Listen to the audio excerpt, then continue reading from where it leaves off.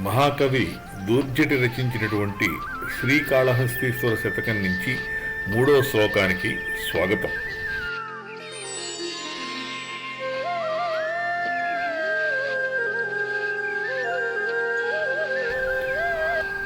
అంతా మిథ్య తలంచి చూచిన నరుండట్లౌటయరింగిన్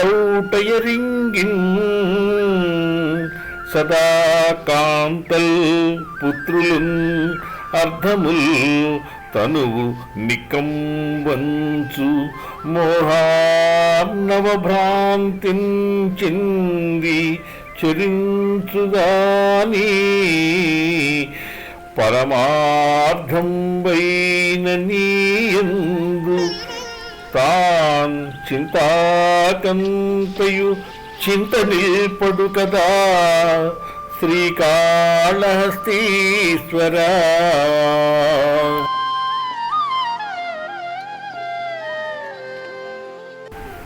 ఈ పద్యం మొత్తం మీద ముఖ్యమైనటువంటి 1-2 పదాలకి సరిగ్గా అర్థం తెలుసుకుంటే పద్యంలోని భావం చక్కగా బోధపడుతుంది. అంతా మిథ్య తలంచి చూచిన. మిథ్య అంటే అశాశ్వతంగా ఉండేటటువంటివి ఏవైతే ఉంటాయో వాటిని శాశ్వతము అని అనుకోవటం.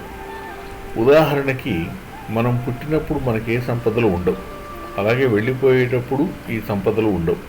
కానీ మధ్యలో సంపాదించుకున్నటువంటి సంపదలు అవి ఎప్పుడూ శాశ్వతంగా ఉంటాయి అని మనం ఒక భ్రమలో ఉంటాం. అలాగే మన బంధువులు, మన తల్లిదండ్రులు ఎల్లకాలం మనతో ఉండరు, ఏదో ఒక రోజున వెళ్ళిపోతారు.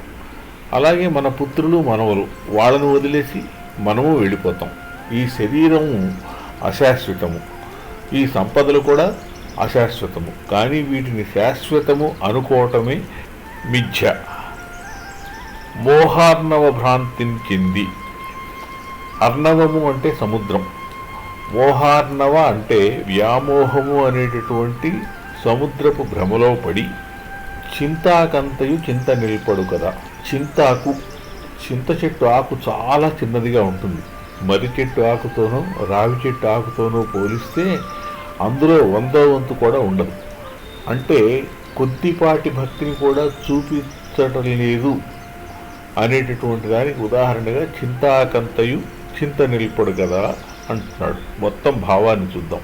ఓ శ్రీకాళహస్తీశ్వర, సమస్తమైనటువంటి ఈ సృష్టి అంతా మిథ్య అని తెలిసి కూడా మానవుడు అశాశ్వతమైనటువంటి భార్య, పుత్రులు, ధనరాశులు, తన శరీరము శాశ్వతమనే భ్రమలో పడి ఆ మోహ సముద్రంలోనే సంచరిస్తూ ఉంటాడు.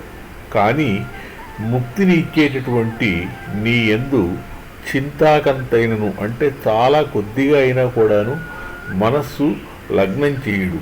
ఇదేమి వింతో కదా అని దూర్జటి శివుడితోనే చెప్తున్నాడు.